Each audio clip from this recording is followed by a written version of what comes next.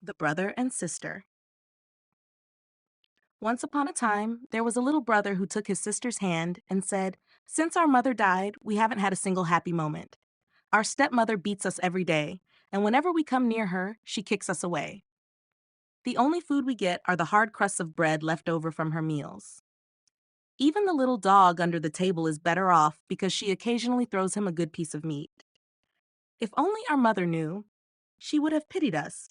Come, let's go out into the wide world together." So they walked all day long, through fields, meadows, and over stony paths. When it rained, the sister said, "The skies are weeping with us." By evening, they had reached a vast forest, and they were so exhausted from their long journey, their hunger, and their sorrow, that they climbed into a hollow tree and fell asleep. The next morning, when they awoke, the sun was already high in the sky and shining brightly into the tree.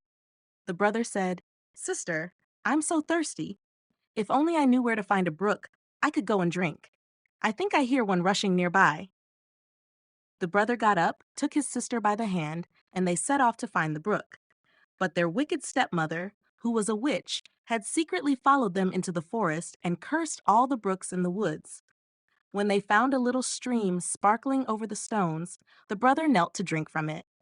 But the sister heard the water whispering, "Whoever drinks from me will become a tiger. Whoever drinks from me will become a tiger." The sister cried out, "Please, dear brother, don't drink. If you do, you'll turn into a wild beast and tear me apart." The brother refrained from drinking, despite his great thirst, and said, "I will wait until we come to the next brook." When they reached the second brook, the sister heard it murmur, "Whoever drinks from me will become a wolf. Whoever drinks from me will become a wolf." Again, the sister pleaded, "Please, dear brother, don't drink. If you do, you'll turn into a wolf and eat me up." The brother resisted again and said, "I will wait until we find the next brook, but after that I must drink no matter what you say. My thirst is unbearable." When they arrived at the third brook, the sister heard it say, "Whoever drinks from me will become a fawn. Whoever drinks from me will become a fawn." The sister begged, "Oh, brother, please don't drink. If you do, you'll become a fawn and run away far from me." But the brother had already knelt down by the brook and taken a drink. As soon as the first drops touched his lips, he was transformed into a little fawn. The sister wept bitterly over her lost brother, and the fawn also cried, staying sadly beside her. Finally, the girl said, "Don't be sad, dear fawn. I will never leave you." She untied her golden girdle and placed it around the fawn's neck. Then she gathered rushes to weave a soft cord, which she used to lead the fawn further into the forest. They walked a long, long way until they came to a little house. The girl looked inside and saw that it was empty. She thought, "We can stay here and live." She gathered leaves and moss to make a soft bed for the fawn and brought in some for herself as well. Every morning, she went out to collect roots, berries, and nuts for herself and brought fresh, tender grass for the fawn, who joyfully ate from her hand and frolicked around her. At night, when the sister was tired and had said her prayers, she laid her head on the fawn's back, which served as her pillow, and they both fell asleep peacefully. And if only the brother could have returned to his human form, their life would have been perfect. For a long while, they lived alone in the wilderness. One day, the king of the country organized a grand hunt in the forest. The sound of hunting horns, the barking of dogs, and the jubilant cries of the hunters echoed through the woods. The fawn heard these sounds and longed to join them. "Oh," he said to his sister, "let me go out to the hunt. I can no longer bear to stay here." He begged and pleaded until she finally agreed. "But remember," she said, "you must come back to me at nightfall. I will lock my door to keep out the wild hunters, so that I know it's you. Knock and say, 'Little sister, let me in.' If you don't say this, I won't open the door." The fawn bounded out and felt joyful and free in the open air. The king and his huntsmen saw the beautiful creature and began to chase him, but they could not catch up to him. Whenever they thought they had him, he would leap over the bushes and disappear. As night fell, he returned to the little house, knocked and said, "Little sister, let me in." The door opened, and he entered, resting the whole night on his soft bed. The next morning the hunt resumed, and when the fawn heard the horns and the hunter's calls again, he could no longer stay still. He said, "Little sister, let me out. I must join the hunt." His sister opened the door and reminded him, "You must come back at night and say the same words." The king and his hunters, seeing the fawn with the golden collar once more, pursued him closely, but he was too nimble and swift for them. This continued throughout the day until finally, the hunters surrounded him. One hunter managed to wound his foot slightly, causing him to limp and move slowly. A hunter followed him to the little house and overheard him calling, "Little sister, let me in," seeing the door open and close behind him. The hunter carefully noted everything and went to inform the king of what he had seen and heard. "Tomorrow we shall hunt again," said the king. The sister was very frightened when she saw that her fawn was injured. She washed the blood from his wound, applied herbs, and said, "Rest on your bed, dear fawn, so you can heal quickly." The wound was minor, and by the next morning the fawn felt no pain. Hearing the sounds of the hunt again, he said, "I cannot stay inside. I must go out. I will not be caught easily this time." His sister wept, "They will kill you, and I will be left alone in the forest, abandoned by everyone. I cannot let you go." "If I stay, I will die of longing," replied the fawn. "When I hear the horns, I feel as if I must leap out of my skin." Seeing there was no other choice, his sister unlocked the door with a heavy heart, and the fawn bounded out into the forest, healthy and happy. When the king saw him, he instructed his hunters, "Follow him all day until nightfall, but ensure no harm comes to him." As soon as the sun set, the king told his hunter, "Now, show me the little house in the woods." They reached the door, and the king knocked, saying, "Little sister, let me in." The door opened, and the king entered to find a maiden more beautiful than any he had ever seen. The maiden screamed in surprise, seeing a man with a golden crown instead of her fawn. The king smiled kindly, extended his hand, and said, "Will you come with me to my castle and be my dear wife?" "Oh, yes," she replied, "but the fawn must come too. I cannot leave him behind." The king assured her, "He shall stay with you as long as you live and will want for nothing." The fawn came bounding in, and the sister tied the rush cord around him, leading him out of the house. The king placed the beautiful maiden on his horse and took her to his castle, where their wedding was celebrated with great splendor. She became the queen, and they lived happily together for a long time. The fawn was well cared for and roamed freely in the castle garden. The wicked stepmother, believing the sister had been torn apart by wild beasts and the brother, as a fawn, had been killed by hunters, never imagined they were living happily. When she learned of their joy, jealousy and envy stirred within her heart, giving her no peace. Her own daughter, who was as ugly as night and had only one eye, complained, "I should have become the queen." "Don't worry," said the old woman. "When the time is right, I will take care of everything." When the queen gave birth to a beautiful baby boy and the king was away hunting, the wicked old woman disguised herself as the bedchamber maid and went to the queen's room. "Come," she said to the weakened queen, "the bath is ready. It will refresh and give you strength. Hurry, before it gets cold." Her daughter was nearby, and together they carried the queen to the bath.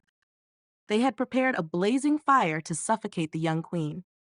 After completing their wicked deed, the old woman placed a cap on her daughter, laid her in the queen's bed, and transformed her appearance to resemble the queen. Only the missing eye could not be restored, so they positioned her to hide it. When the king returned that evening and learned of the birth of his son, he was overjoyed and rushed to his wife's bedside. The old woman quickly cautioned, "Do not draw the curtains. The queen must remain in darkness and rest." The king retreated, unaware that a false queen lay in the bed. At midnight, while everyone slept, the nurse, who was watching the cradle, saw the door open and the true queen enter. She took the child from the cradle, cradled it in her arms, and fed it.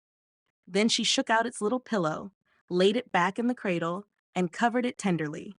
She did not forget the fawn, stroking his back lovingly.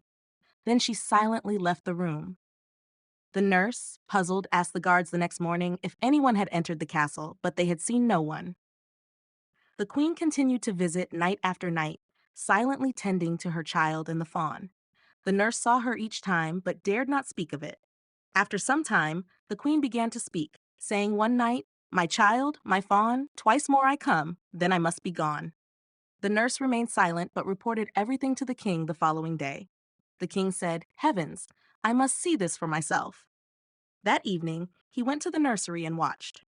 At midnight, the queen appeared and said, "My child, my fawn, once more I come, then I must be gone." She cared for the child as usual and vanished. The king watched again the next night and heard her say, "My child, my fawn, this once I come, then I must be gone." Unable to contain himself, the king rushed to her and exclaimed, "You must be my dear wife." "Yes," she replied, "I am your dear wife," and by heaven's grace her life was restored. She was healthy and strong once more. She told the king of the treachery of the wicked witch and her daughter. The king had them both brought to justice.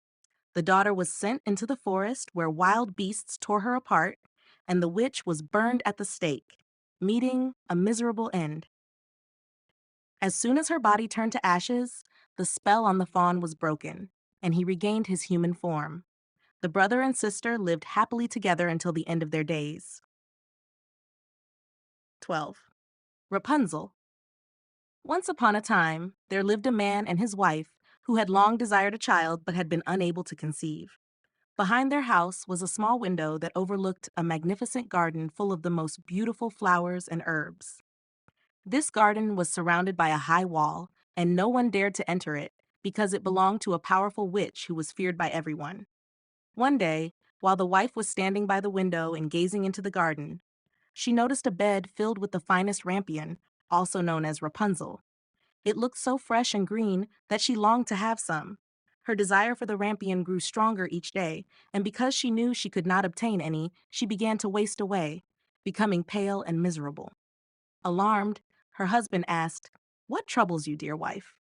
"Oh," she replied, "if I cannot eat some of that rampion from the garden behind our house, I shall surely die." The man, who loved his wife dearly, thought, "Rather than let my wife die, I will get her some rampion, no matter the cost." So, at twilight, he climbed over the high wall into the witch's garden, hastily gathered a handful of rampion, and brought it back to his wife. She immediately made a salad from it and ate it with great relish. It tasted so wonderful that the next day, her craving for the rampion tripled. She pleaded with her husband to get more if she was to find peace. At twilight, he once again climbed over the wall into the garden. As he was descending, he was suddenly confronted by the witch, who stood before him with an angry glare. "How dare you climb into my garden like a thief and steal my rampion? This will not end well for you," she exclaimed. The man, terrified, begged for mercy. "Please be merciful, rather than just. I did it out of necessity. My wife saw your rampion from our window and was overcome with such a longing that she would have died if she couldn't eat some." The witch's anger softened. "If it is as you say, you may take as much rampion as you wish, but on one condition: you must give me the child your wife will soon bear. I will care for it as if it were my own." In his desperation, the man agreed. When the child was born, the witch appeared, named the baby Rapunzel, and took her away. Rapunzel grew into the most beautiful child under the sun. When she was 12 years old, the witch locked her in a tower deep in a forest. The tower had no stairs or door, only a small window at the top. When the witch wanted to enter, she stood below and called out, "Rapunzel, Rapunzel, let down your hair." Rapunzel had long, magnificent hair as fine as spun gold. When she heard the witch's voice, she unfastened her braids, wrapped her hair around a window hook, and let it fall 20 ells, a unit of length, to the ground, so the witch could climb up. Years passed this way until one day, the king's son was riding through the forest. As he approached the tower, he heard a song so sweet that he stopped to listen. It was Rapunzel, who, in her loneliness, passed the time by singing with her beautiful voice. The prince wanted to find the singer, but could not discover a door to the tower. He returned to his castle, but the song had so deeply touched his heart that he went into the forest every day to listen. One day, as he was hidden among the trees, he saw the witch approach and heard her call, "Rapunzel, Rapunzel, let down your hair." To his amazement, he saw Rapunzel let her golden hair cascade down the tower. The witch climbed up, and after a while, climbed back down and left. The prince now knew how to reach the maiden. On the following day at dusk, he went to the tower and called out, "Rapunzel, Rapunzel, let down your hair." Instantly, the golden hair tumbled down and the prince climbed up. Rapunzel was initially frightened as she had never seen a man before, but the prince spoke kindly to her and explained how her song had enchanted him.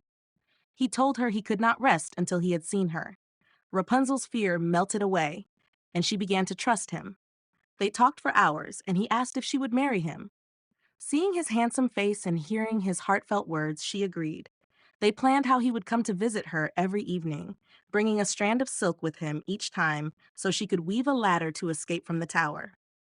For a while, things went well, but one day, Rapunzel innocently asked the witch, "Why is it easier for you to climb up than the young prince who visits me?"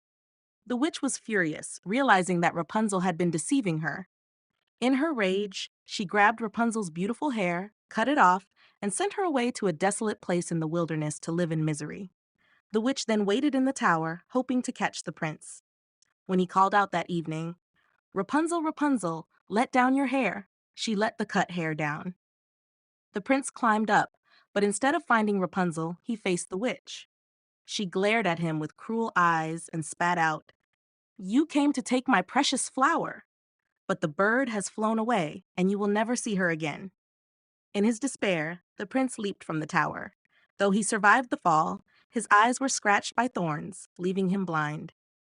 For years, he wandered through the forest, blind and heartbroken, surviving on berries and roots, mourning the loss of his beloved Rapunzel. One day, he heard a familiar voice singing a sweet song. He followed the sound and eventually stumbled upon Rapunzel, who had been living in the wilderness and had given birth to twins, a boy and a girl. When she saw him, she embraced him, weeping. Her tears fell onto his eyes, and miraculously, his sight was restored. Filled with joy, he led her and their children to his kingdom, where they were welcomed with open arms. They lived happily ever after, never to be separated again. The Three Little Men in the Wood. Once upon a time, there lived a man who had lost his wife and a woman who had lost her husband. The man had a daughter, and the woman also had a daughter. The girls knew each other well and would often play together at the woman's house.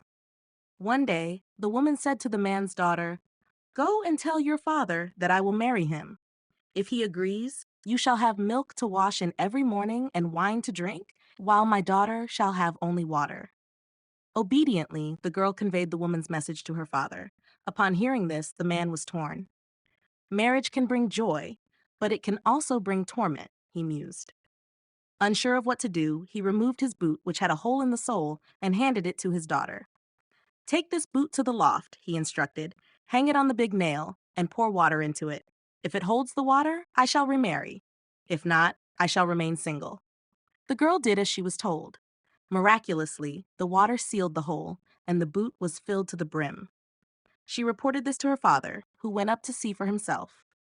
Convinced by what he saw, he decided to marry the widow.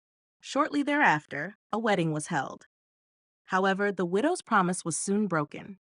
The first morning after the wedding, the man's daughter awoke to find milk and wine by her bedside, while the woman's daughter had only water. By the second morning, both girls had only water. On the third morning, the roles reversed, and from then on, the man's daughter had water, and the woman's daughter had milk and wine. The stepmother harbored deep resentment towards her stepdaughter, who was kind and beautiful, while her own daughter was plain and ill-tempered. Her envy grew daily. One bitter winter's day, with snow blanketing the land, the stepmother crafted a dress from paper and handed it to her stepdaughter.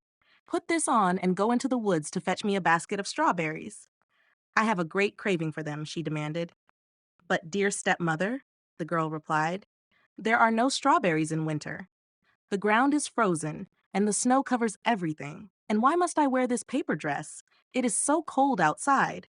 The wind will cut through it, and the thorns will tear it to shreds." "How dare you argue with me?" snapped the stepmother.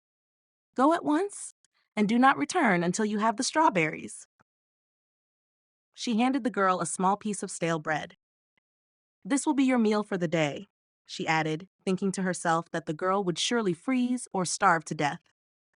Obediently, the girl donned the flimsy dress and ventured into the icy forest. As she wandered, she came across a small house with three little men peering out of the windows. She greeted them politely and knocked at the door. They invited her in, and she gratefully warmed herself by the oven and ate her meager breakfast. "Share your bread with us," said the little men. "Gladly," she replied, breaking her bread in half and giving them a portion. After she had eaten, they asked, "What brings you to the woods in winter, dressed so lightly?" "I am to gather a basket of strawberries and cannot return home without them," she answered. The little men, moved by her kindness and plight, gave her a broom and told her to sweep the snow from their back door. As she did this, they discussed among themselves what reward she deserved for her goodness. The first said, "She shall become more beautiful every day." The second said, "Every time she speaks, a piece of gold shall fall from her mouth." The third said, "A king shall come and make her his queen." Outside, the girl swept away the snow, revealing a patch of ripe red strawberries. Overjoyed, she filled her basket, thanked the little men, and hurried home. As she entered and greeted her stepmother, a piece of gold fell from her mouth. She recounted her adventure, and with each word, more gold tumbled to the floor. "Look at her showing off," cried the stepsister, green with envy. "I want to find strawberries, too." Despite her mother's warnings about the cold, she insisted on going to the woods. Eventually, the mother relented and provided her with a warm fur coat and ample food. The stepsister set out, finding the same small house in the woods. The three little men, peering out, invited her in. She sat down and began to eat the abundant food she had brought without offering to share. When asked why she had come, she snapped, "I am looking for strawberries." The little men, not impressed by her rudeness, gave her a broom and told her to sweep the snow from their back door. Grumbling, she did as she was told. But as she swept, the little men discussed her fate. The first said, "She shall become uglier every day." The second said, "Every time she speaks, a toad shall fall from her mouth." The third said, "She shall die a miserable death." After sweeping away the snow, the stepsister found no strawberries and angrily returned home. As she opened her mouth to speak, a toad jumped out. Horrified, her mother sent her away in disgust, cursing the little men in the forest. Meanwhile, the man's daughter grew more beautiful and wealthy with each passing day. The stepmother and stepsister could not bear their jealousy, plot to rid themselves of her. They set a plan in motion, but the girl's kindness and the blessings from the little men ensured her safety and happiness. In the end, a king, hearing of her beauty and kindness, came to seek her hand in marriage. The king and the girl married, and she became a beloved queen. The stepmother and stepsister, consumed by their own wickedness, met their end in misery and regret. The kind girl and her king lived happily ever after, ruling their kingdom with grace and benevolence. 14. The Three Spinners. Once there was a lazy girl who refused to spin, and no matter what her mother said, she couldn't be persuaded to do it. Finally, her mother became so angry and impatient that she began to beat her, causing the girl to cry loudly. At that moment, the queen happened to be passing by. Hearing the cries, she stopped and entered the house to inquire why the daughter was being beaten so loudly that everyone in the street could hear. The mother, ashamed to reveal her daughter's laziness, replied, "I cannot stop her from spinning. She insists on spinning all the time, and I am poor and cannot provide her with enough flax." The queen responded, "I love nothing more than the sound of spinning, and I am happiest when the wheels hum. Let me take your daughter to the castle with me. I have plenty of flax, and she can spin there as much as she likes." The mother eagerly agreed, and the queen took the girl with her. When they arrived at the castle, the queen showed her 3 rooms filled from floor to ceiling with the finest flax. "Now, spin me this flax," she said, "and if you can finish it all, you shall marry my eldest son. You may be poor, but I do not care about that. Your unwavering diligence is dowry enough." The girl was terrified inwardly because she knew she couldn't spin the flax even if she lived to be 100 years old and spun every day from morning till night. When she found herself alone, she began to weep and sat there for 3 days without touching the flax. On the third day, the queen returned, and seeing that no spinning had been done, was greatly surprised. The girl excused herself, saying she hadn't been able to start because of the sorrow of leaving her home and mother. The queen accepted the excuse, but said as she left, "Tomorrow you must begin your work." Alone again, the girl did not know what to do. In her distress, she went to the window and saw 3 women passing by. The first had a broad, flat foot.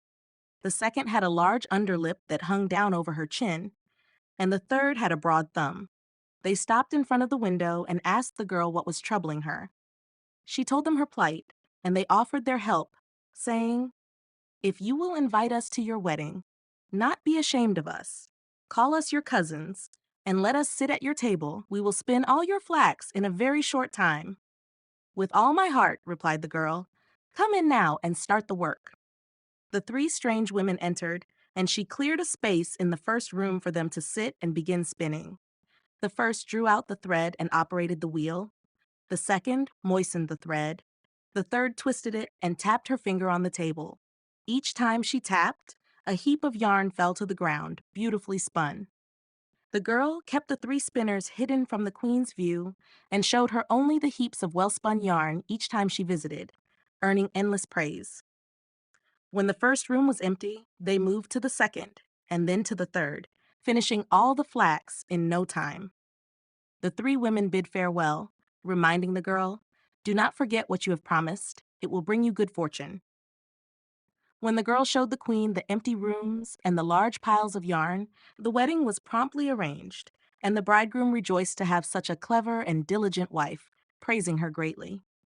"I have 3 cousins," said the girl, "who have shown me great kindness, and I would not wish to forget them in my good fortune. May I invite them to the wedding and have them sit at the table with us?" The queen and the bridegroom agreed. Why not? Thus, when the feast began, the 3 spinsters entered in strange attire, and the bride welcomed them as her dear cousins. "Oh," said the bridegroom, "how did you come to have such ugly relatives?" He approached the first spinster and asked, "Why do you have such a broad, flat foot?" "From treading," she answered. Then he asked the second, "Why do you have such a large, hanging lip?" "From licking," she replied. Finally, he asked the third, "Why do you have such a broad thumb?" "From twisting thread," she answered. Upon hearing this, the bridegroom declared that his beautiful bride would never again touch a spinning wheel, and so she was freed from the tedious task of spinning flax. Hansel and Gretel. Near a vast forest lived a poor woodcutter with his wife and 2 children. The boy was named Hansel and the girl Gretel. They had very little to eat, and during a severe famine in the land, the man could no longer provide even their daily bread. One night, as he lay in bed worrying about their plight, he sighed heavily and said to his wife, "What will become of us? We can't even feed our children, let alone ourselves." "I'll tell you what, husband," replied his wife. "Tomorrow morning, we'll take the children deep into the forest where it's thickest. We'll start a fire for them and give each a piece of bread. Then we'll go to work and leave them there. They won't find their way back home, and we'll be rid of them." "No, wife," said the man. "I can't do that. I can't bring myself to abandon our children in the forest. Wild animals would soon come and tear them apart." "You fool," she retorted. "Then we'll all starve together. You might as well start making the coffins." And she kept pressing him until he reluctantly agreed. "But I do feel sorry for the poor children," the man added. The 2 children, unable to sleep due to hunger, overheard their stepmother's plan. Gretel cried bitterly, saying to Hansel, "It's all over for us." "Quiet, Gretel," Hansel replied. "Don't worry, I'll think of something." That night, after their parents had fallen asleep, Hansel put on his coat, opened the back door quietly, and slipped outside. The moon shone brightly, and the white pebbles in front of the house sparkled like silver coins. Hansel stooped and filled his coat pockets with as many as he could carry. Then he returned to Gretel and said, "Don't worry, dear sister, go back to sleep. God won't abandon us," and he lay back down in his bed. At daybreak, before the sun rose, the wife woke the children, saying, "Get up, you lazy things. We're going into the forest to chop wood." She gave each of them a piece of bread, saying, "This is your lunch. Don't eat it before then, or you'll get nothing else." Gretel tucked the bread under her apron, while Hansel had his pockets filled with pebbles. Together they set off for the forest. After a while, Hansel stopped and looked back at the house, repeating this several times until his father said, "Hansel, what are you looking at? Pay attention and don't forget your legs." "Oh, father," said Hansel, I'm looking at my little white kitten on the roof, bidding me farewell." "You silly boy," said the woman. "That's not your kitten, but the sunshine on the chimney." Of course, Hansel had not been looking at a kitten, he had been dropping pebbles from his pocket onto the path. When they reached the middle of the forest, the father told the children to gather wood to make a fire to keep warm. Hansel and Gretel collected enough brushwood to make a small mountain, which they set on fire. When the flames were high, the wife said, "Now lie down by the fire and rest, children. We're going into the forest to cut wood. When we're done, we'll come back and get you." So Hansel and Gretel sat by the fire, and at noon, they each ate their pieces of bread. They thought their father was in the woods the whole time because they seemed to hear the strokes of an axe, but it was really just a dry branch swaying back and forth on a withered tree, moved by the wind. After staying there a long time, their eyelids closed with weariness, and they fell fast asleep. When they finally woke up, it was nighttime. Gretel began to cry and said, "How will we ever get out of this forest?" But Hansel comforted her, saying, "Wait a little longer until the moon rises, and then we can easily find our way home." When the full moon appeared, Hansel took his little sister by the hand and followed the path where the flint stones shone like silver, guiding them home. They walked through the night, and at dawn, they reached their father's house. They knocked on the door, and when their stepmother opened it and saw that it was Hansel and Gretel, she said, "You naughty children, why did you sleep so long in the forest? We thought you would never come home." But their father was overjoyed, as leaving them alone in the woods had weighed heavily on his heart. Not long after, there was again great scarcity in those parts, and one night the children overheard their mother saying to their father in bed, "Everything is used up. We only have half a loaf left, and then it's all over. The children must go. This time we'll take them deeper into the forest so they won't find their way back. There's no other way." The man felt sad, thinking, "It's better to share one's last morsel with one's children." But the wife would hear none of it and scolded him. "Once you say A, you must say B, and after giving in once, you have to do it a second time." However, the children were not asleep and heard everything. When their parents were asleep, Hansel got up to gather more flint stones, but the door was locked by the wife, and Hansel couldn't get out. He comforted his little sister, saying, "Don't cry, Gretel. Go to sleep quietly. God will help us." Early the next morning, the wife came and pulled the children out of bed.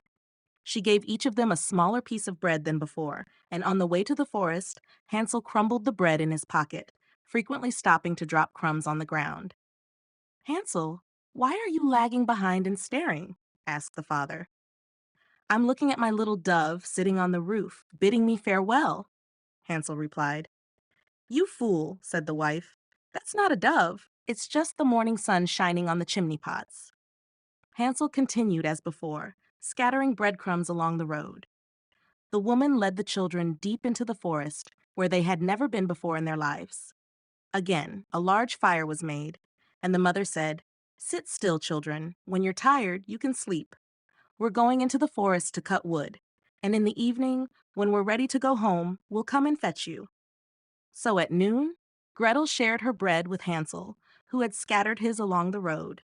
They fell asleep, and the evening passed without anyone coming for the poor children. When they woke up, it was dark night. Hansel comforted his little sister, saying, "Wait a little longer, Gretel. When the moon rises, we'll see the way home by following the breadcrumbs I've scattered." When the moon rose, they got up, but they couldn't find any breadcrumbs because birds from the forest and fields had eaten them. Hansel thought they could find their way anyway, but they couldn't. They wandered all night and all the next day from morning until evening, but couldn't find their way out of the forest. They were very hungry, having nothing to eat but a few berries they could gather. Exhausted, they finally lay down under a tree and fell asleep. It was now the third morning since they had left their father's house. They kept trying to return, but instead, they found themselves deeper in the forest each time. If help hadn't come soon, they would have starved. Around noon, they saw a beautiful snow-white bird sitting on a branch, singing so sweetly that they stopped to listen. When it finished singing, the bird spread its wings and flew ahead of them. They followed it until they came to a little house, where the bird perched on the roof. As they approached, they saw that the house was built of bread and roofed with cakes, with a window made of transparent sugar. "Let's have some," said Hansel, "and have a good meal. I'll eat a piece of the roof, Gretel, and you can have some of the window. It will taste sweet."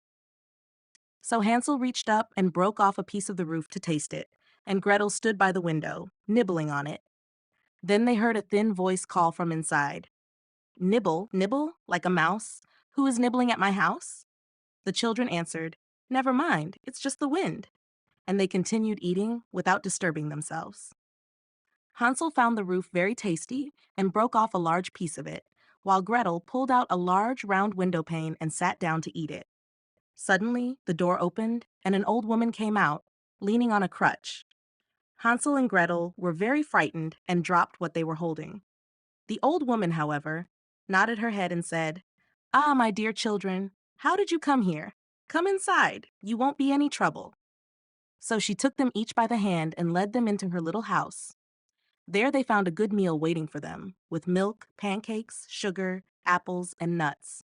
Afterward, she showed them two little white beds, and Hansel and Gretel lay down on them, thinking they were in heaven.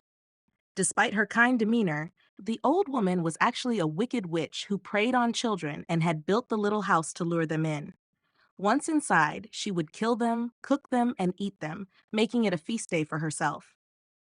The witch's eyesight was poor, but she had a keen sense of smell like animals, and she knew when human beings were near.